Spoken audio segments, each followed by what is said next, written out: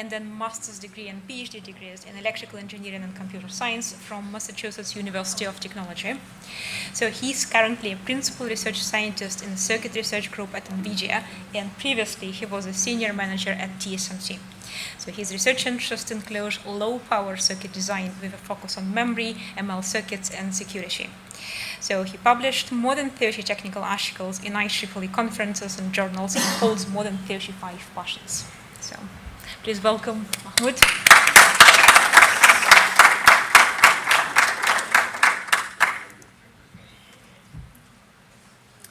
Thanks for the introduction.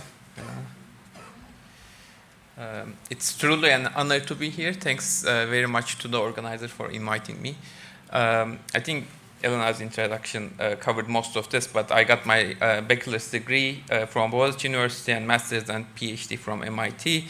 Currently a principal research scientist in Circus Research Group at NVIDIA.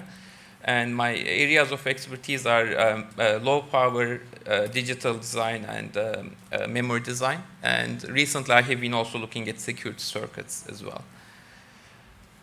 So today I'll try to talk about the hardware that's enabling the AI and the deep learning.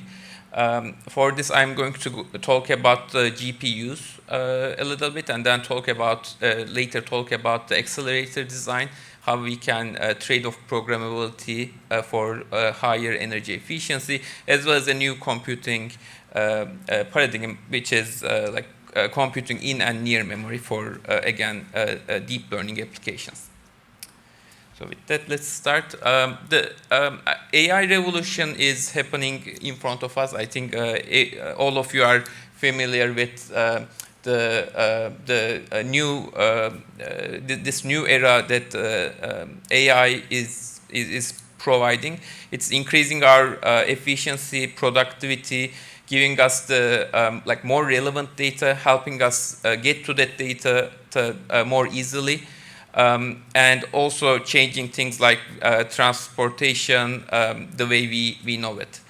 And if we look at the hardware that's powering this AI revolution and how it's changing over the years compared to what AlexNet was doing, which was in 2012, versus what GPT-3, which is powering things like ChatGPT, you can see that the models are larger, and it requires a lot more data set for these models to be capable.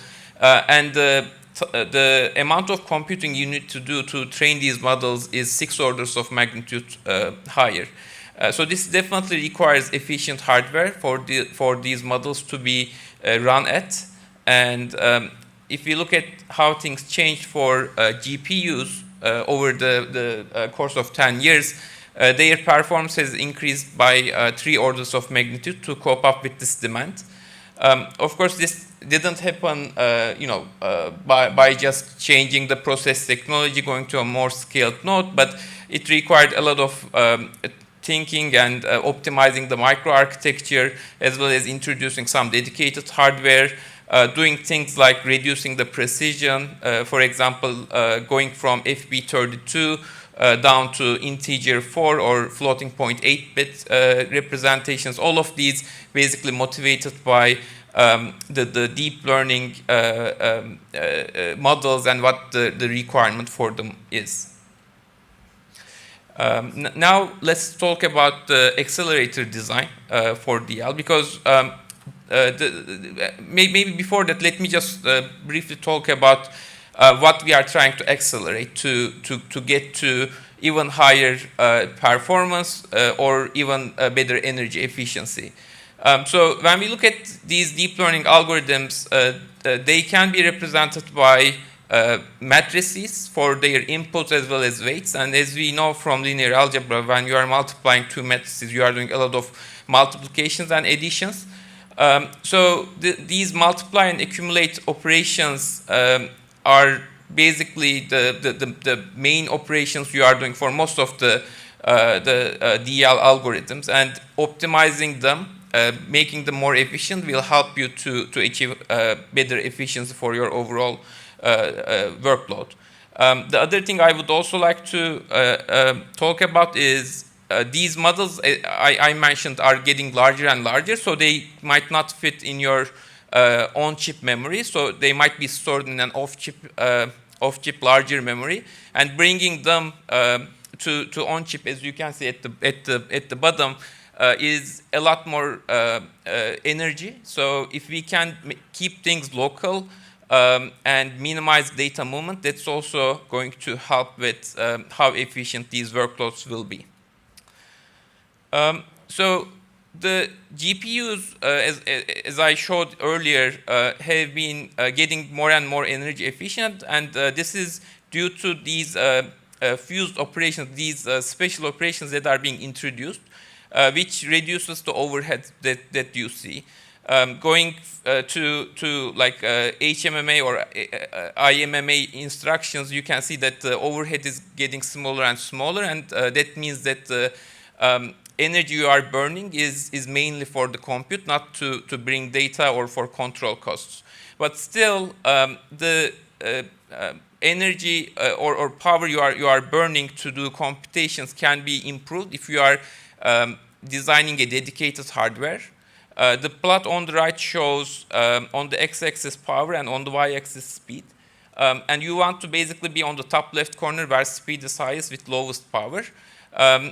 And by going from right to left, you are basically increasing your energy efficiency. And the green dots are GPUs. And as you can see, there are points that are to the left. And those are mainly basically accelerators, dedicated designs just optimized for doing a certain task. For which you are throwing away some of your programmability, reconfigurability, but then getting better energy efficiency. So when you are designing something from scratch, of course, there are a lot of decisions you can make, and it creates a very large multi-dimensional design space. Some of the decisions you need to make are listed here, but not limited to these, of course. For example, quantization, you need to decide how many bits you will be using to represent different numbers. You need to decide on the microarchitecture, how large of a memory buffer you will have, how many processing elements you will have, whether you will have a network on chip to move data around.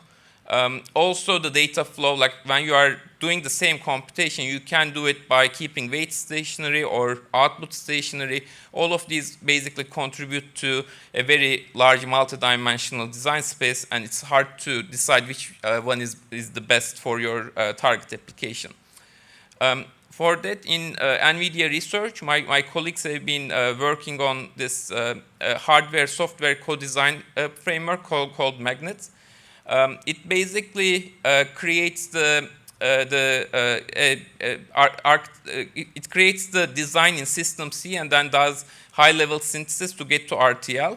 And then this is simulated with vectors created from the mapper, because for your workload, it needs to be mapped to the hardware that you are designing, and that will affect things like what's happening in each cycle. And to be accurate, you need to have this information, and once you have that, you can simulate the design and get area, power, and performance information, and then make a decision on where you want to be on the Pareto optimal curve. And when I talk about this curve, the plot on the left basically shows different designs. Each point on the scatter plot is a different design, and you see 4 colors. They are different input and weight precisions. But for the same input and weight precision, as you can see, there are like a lot of different points, and you basically want to be on the lowest energy point as well as highest performance. And this framework helps you do this very quickly and do your optimization by visually and quantitatively seeing something that will be very close to your end design. To prove things, a 5 nanometer test site is also taped out, and this design supports 4-bit as well as 8-bit operations. And if we look at the results, I'm not going to go over the curves itself, but you can get close to 100 TOPS per watt at the low voltage and around 23 TOPS per millimeter square for at high voltage. And these numbers are roughly maybe an order of magnitude higher than what you can get with GPUs today. So again, by dedicating the hardware to a specific workload, you can get better energy efficiency, and basically designing from scratch definitely helps there. Next, let's talk about computing in and near memory. I mentioned at the beginning of my talk, moving data is costly, especially going from off-chip to on-chip. But still, on-chip data movement is also very costly. So one idea is, okay, we have this data inside the memory already. Can we do the operations inside the memory rather than moving things to a processing element and doing the operations there? So, the way things work is you have for example, weights stored. You can input the input activations from the word lines, do the bitwise multiplication inside a memory cell, and then do the accumulation over the bit lines. So you have your multiply and accumulate operation happening. So now that we have the concept, let's talk about the landscape. So there is near and in-memory computing, and when I think my definition is if the memory array and periphery is contagious, then I call it near memory computing, because you are not inserting additional circuits within the memory cells or within the periphery around them. But if it is that you are introducing these additional circuits inside the memory right next to the bit cells, then it's called in-memory computing.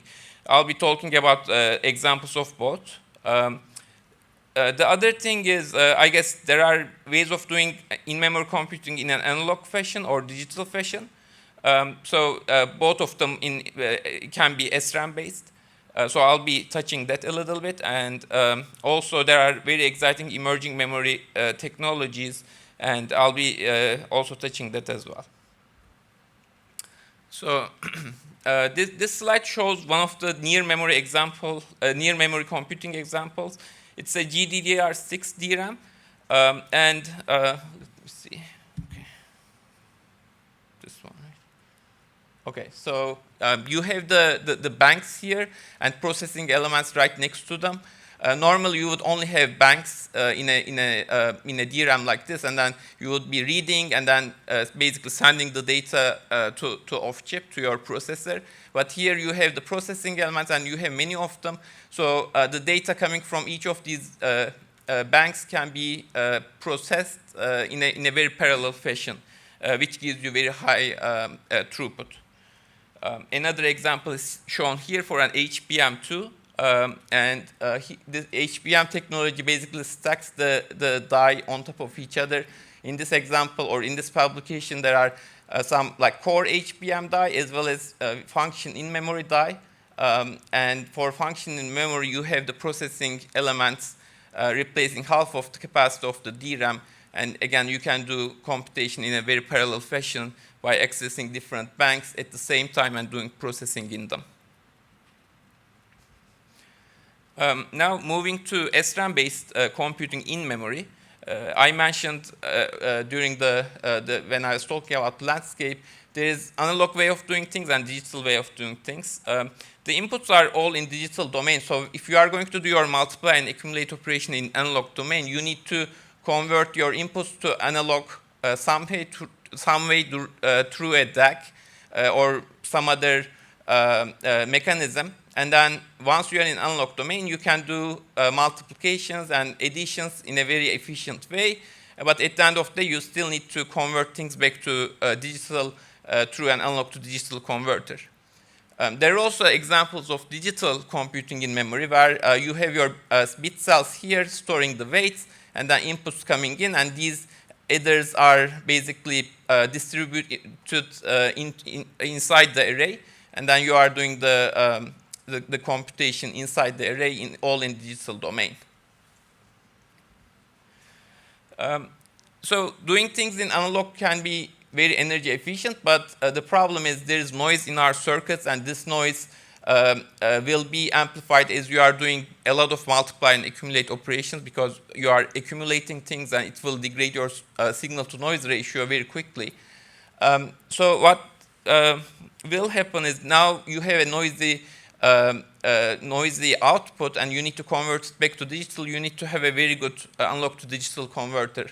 For an 8-bit design, as you can see, area as well as power is heavily dominated by this ADC, and if you don't have a good ADC, which is difficult to design in right inside the memory, you will start to have accuracy problems. So I think what I have seen is that scaling things beyond 2 or 3 bits is a little bit difficult with doing things in analog domain. And beyond that, I think a digital, like all digital architecture, still doing design inside the memory can provide some benefits to you. An example of the fully digital CIM is shown here. The cells are, as you can see, it's a very small array.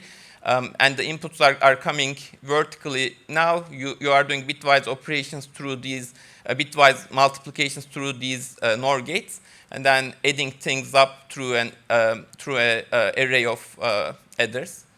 The energy efficiency, as you can see, can be 254 TOPS per watt, which is very impressive number. Even, of course, this is only for the macro, but you can see that you can get an additional maybe 1.5 or 2x improvement in energy efficiency by removing or minimizing data movement. And the last thing I'll be talking about is the emerging memories. There are a lot of different emerging memory types: resistive RAMs, phase change memories, ferroelectric RAMs, and magnetic RAMs.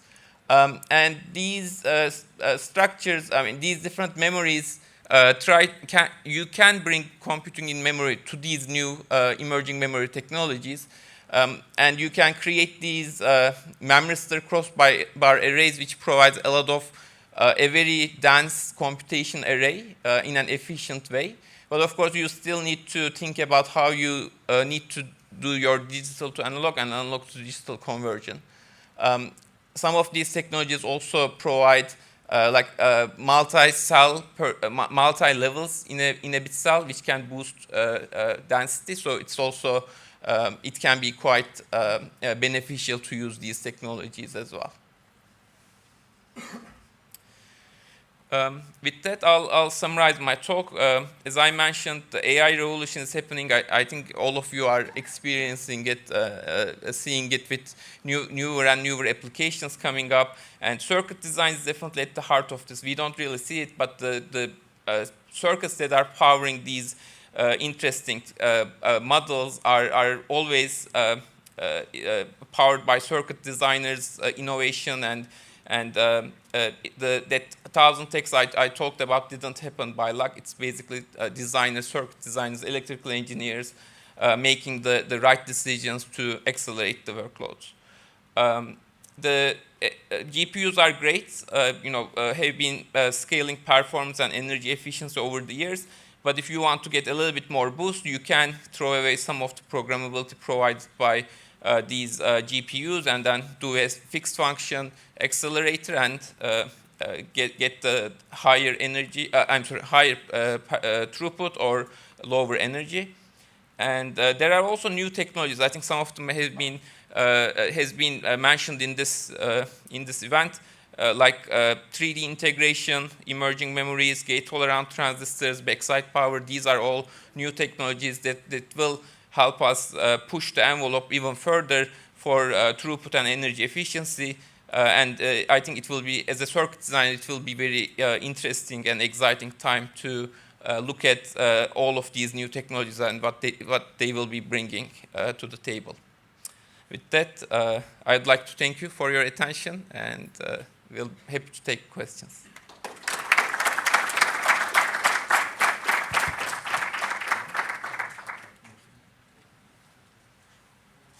Okay, so we have a few minutes for questions.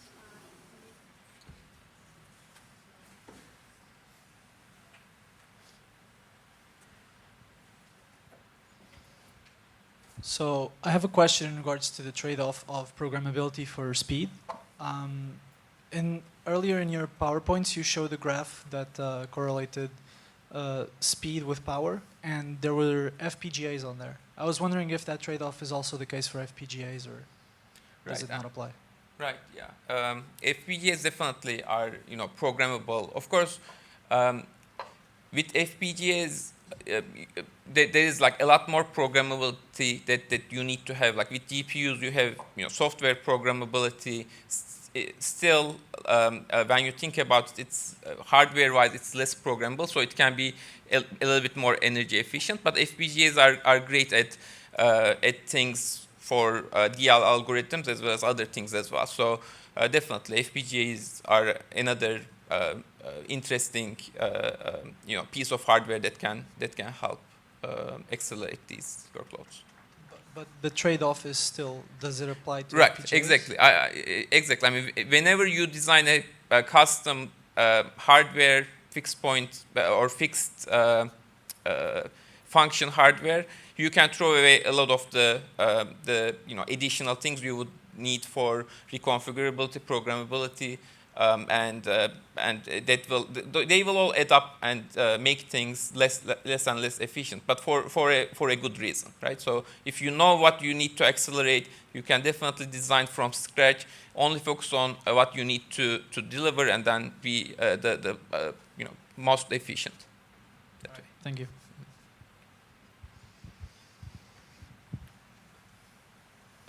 I have a question about the GPU memory, cache memory to be more specific. Is there any way that we can integrate AI to improve cache memory? Because it's something that's really hard to improve. I saw AMD is doing some innovation in that field, doing something called virtual cache memory, if I'm correct. And I was just wondering if there's any way to use AI to improve that field. Sure. I mean, as I mentioned, I mean, AI is definitely helping us be more efficient, more productive. So I think there are a couple of different ways this question can be answered. I mean, like using AI to help us improve the way we design caches could be one way to look at it. Cache replacement algorithms, right? Like how do you decide which data to throw away and replace when new data is coming? It is another way that these neural network based algorithms can be used. So definitely, I mean, I think AI is here to stay, and then it will help us to be more productive. And if you can use it to come up with better solutions, definitely, I think it can help. Yeah, that's a good point.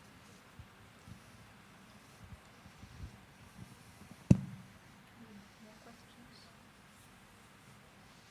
Maybe I can ask a question. Sure. So, as far as I understand, AI models change over time. Right. And we are talking here about some fixed function hardware. So in this case, how you make sure that there is all necessary programmability in this case? Right. Sure. Yeah. I think in that sense, as the AI models are changing, GPUs have been very good, because you can change the software and still use the same hardware. With fixed function, there is that problem. I think that's why if you are going to design an accelerator, you better know exactly what it will be doing and what you will be accelerating, and then that's the best way of doing things. I think for certain things that are more mature, maybe image recognition, for example, some of those models have been more mature. I mean, this has happened in the last 10 years, so it's not, we are not talking about, very long term, but some of those models are more mature, and then you might know that, okay, if I design a fixed function accelerator, then it will still be good, even if there are maybe certain changes in the field. But for newer applications, I think things are moving really fast, so it will be harder to do that. But of course, you can also provide some circuitry configurability in your design, and maybe change like certain things, maybe not like data flow, but the sizes of the matrices you are working with. You can do reconfigurability to turn on and off different parts of your design to improve your efficiency. I think things like that can definitely be done, but there is that fundamental trade-off between programmability and efficiency, I think.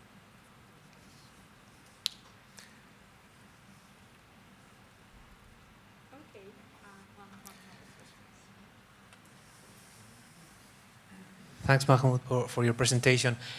You talked about it a little bit, but I don't know if you really gave your view about if you think that analog processing is going to be able to compete with these things, because it looks like there are good ideas sometimes or proposals, but definitely they cannot compete with digital processing and the next node in Moore. Right. I mean, I think doing things in analog has definitely a lot of potential. You can be a lot more energy efficient, but conversion is something that needs to be, I guess, figured out. I think at its current state, certain applications maybe at the edge where energy is really energy budget is really tight, and you don't need that much accuracy. There's also a lot of variability with when you are things in analog. Like one chip to the next, things can change drastically, and it's very difficult to, I guess, come up with a product that where the specs can be all over the place, right? But maybe for certain applications at the edge where you don't need too much accuracy, and you can tolerate some of these problems with chip-to-chip variation, there might be a way, and things are changing. I mean, every year, that new in the conferences, academia as well as industry is making very good presentations, showcasing what they have been working on. So there might be more things to come, but yeah, I think in the short term, probably some niche applications I think can benefit.